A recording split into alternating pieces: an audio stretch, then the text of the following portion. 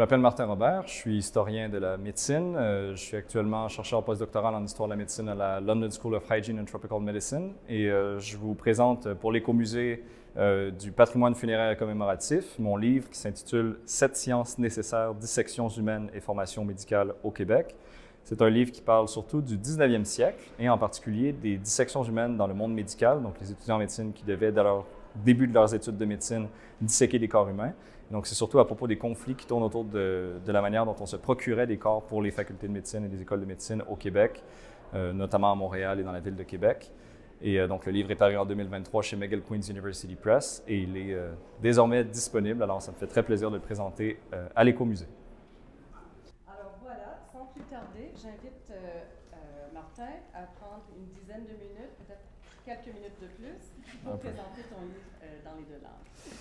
Merci, je vais commencer en français. Je tiens d'abord à vous remercier pour votre présence, en particulier Magda, Anne-Marie et Alexandre qui ont accepté de venir parler du livre. Je remercie également le musée Maud Abbott qui nous accueille et aussi pour leur soutien le Department of Social Studies of Medicine de McGill et le Centre d'histoire des régulations sociales de l'UQAM, dont le directeur Martin Petitclerc est ici présent ce soir. Martin, à qui je dois tellement, qui a dirigé la thèse qui a conduit à ce livre. C'est un honneur pour moi que ce livre soit publié dans la collection Études d'histoire du Québec, dirigée par Magda. Je suis en très bonne compagnie dans cette collection, qui a publié des ouvrages, entre autres, de Louise Dechaine, de Brian Young, de Jean-Marie Fecteau et bientôt de notre collègue Janice Harvey, qui est aussi présente ce soir. Je nous ai réunis ce soir au département d'anatomie. Littéralement, les salles de dissection sont au bout du couloir. Au département d'anatomie de la plus ancienne université du Canada, l'université McGill, parce que ce livre porte sur l'histoire des dissections humaines dans le Québec du 19e siècle. Vous avez peut-être remarqué en entrant dans le bâtiment que des crânes humains sont sculptés dans les coins du portail. Donc, si vous ne les avez pas remarqués en entrant, vous pourrez les voir à la sortie. Et ce symbole du crâne rappelle la manière dont les étudiants en médecine se rassemblaient autour des dissections humaines, comme le montre d'ailleurs, vous le voyez sur la couverture du livre, le crâne dans cette mise en scène. C'est une mise en scène, cette personne n'est pas réellement morte. Dans cette mise en scène de salle de dissection, donc le crâne est toujours présent. C'est un symbole justement de cette réunion autour des dissections humaines. Si vous étiez un étudiant en médecine à l'époque, au 19e siècle, l'une des premières choses que vous auriez faites au début de votre formation médicale dans une école de médecine aurait été de disséquer un mort de vos propres mains. Au 19e siècle, la dissection humaine devient de plus en plus un rite de passage pour accéder à la profession médicale. Les étudiants en médecine s'attendent à disséquer des corps humains lorsqu'ils s'inscrivent dans une école de médecine. Donc, vous voyez le problème. Où trouver les milliers de corps nécessaires pour les dissections humaines? Qui va-t-on disséquer? Je me suis particulièrement intéressé aux conflits sociaux, religieux et politiques générés par cette histoire de la dissection humaine dans le Québec du 19e siècle. D'abord, entre 1760 et 1839, on dissèque des condamnés à mort pour meurtre, essentiellement, environ une trentaine au total au Canada. Ensuite, en 1843, une loi d'anatomie est adoptée au Québec, plus précisément au Canada uni, et cette loi de 1843 se fonde sur la notion de mort non réclamée. Qu'est-ce qu'un mort non réclamé? Eh bien, c'est une personne décédée dans un établissement public dont le corps n'est pas réclamé par ses proches dans un délai fixé par la loi, 24 heures dans le cas du Québec, à la suite de quoi le corps est envoyé dans une école de médecine pour y être disséqué par des étudiants.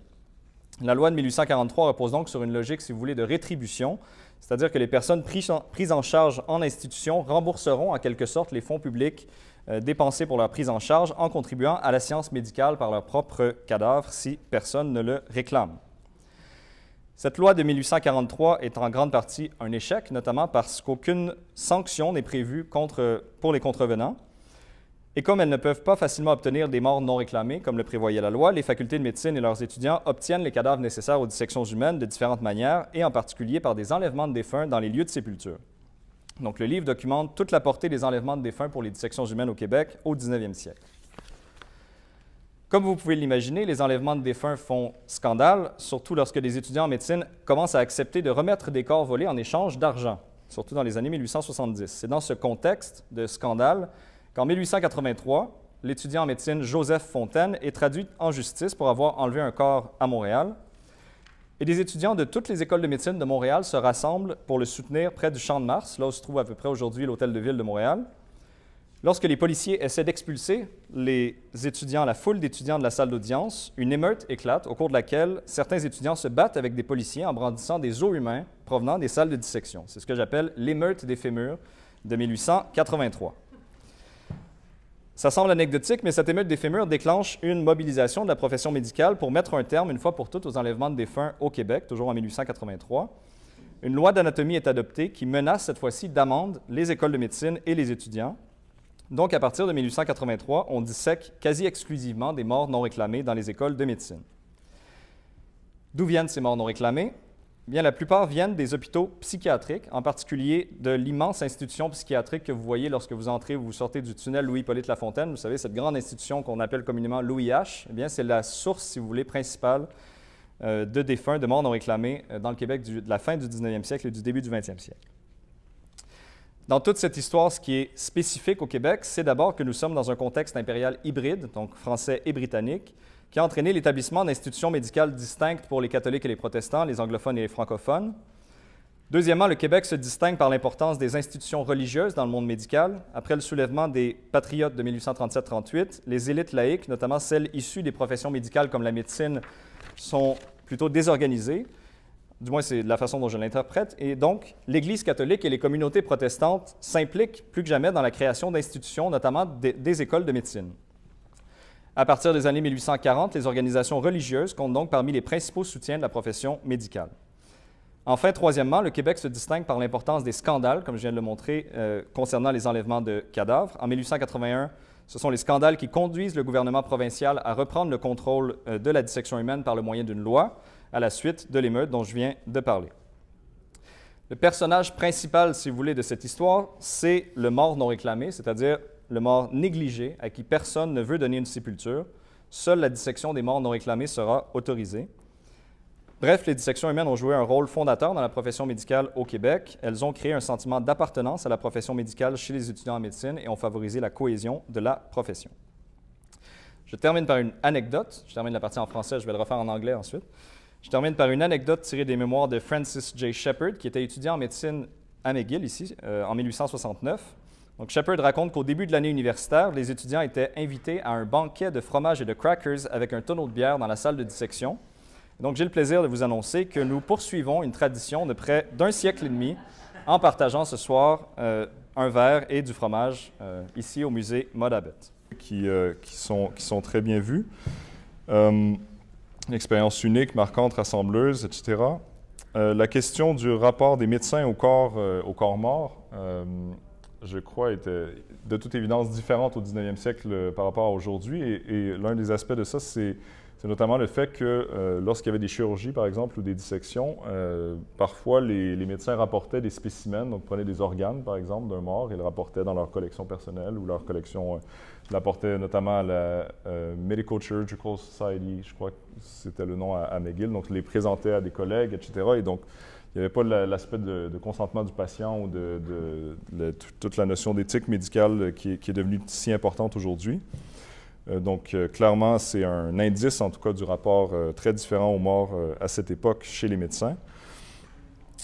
Sur la société de conservation ou commémoration, c'est un aspect que j'aimerais creuser parce qu'il y a des travaux, notamment les travaux d'Anne Carroll en histoire de la mort et de la médecine en France, qui parlent beaucoup du 19e siècle comme société de conservation. Le fait que le corps, de plus en plus, le corps physique devient le support, si on veut, de la commémoration, et donc qui, de plus en plus, les tombes individualisées, le fait de préserver des reliques, presque des reliques laïques, d'une certaine façon, des morts pour signifier l'attachement aux défunts, ça devient très important au 19e siècle. Et c'est à ce moment-là, par exemple, que toute la culture de commémoration des morts, notamment autour des morts à la guerre, donc tous les monuments aux morts qui deviennent tellement importants au 20e siècle, avec notamment les deux guerres mondiales, c'est une culture qui commence beaucoup à l'époque victorienne notamment. Et donc, il m'a semblé que les morts non réclamés étaient justement un peu l'envers de cette... C'est peut-être un peu paradoxal, mais finalement, peut-être que c'est quelque chose qui va aussi ensemble. Et donc, il y aurait quelque chose, je crois, là, à creuser sur la signification de cette catégorie du mort non réclamé, qui sont ceux, justement, pour lesquels que personne ne veut commémorer, finalement, qui sont voués plus ou moins à l'oubli.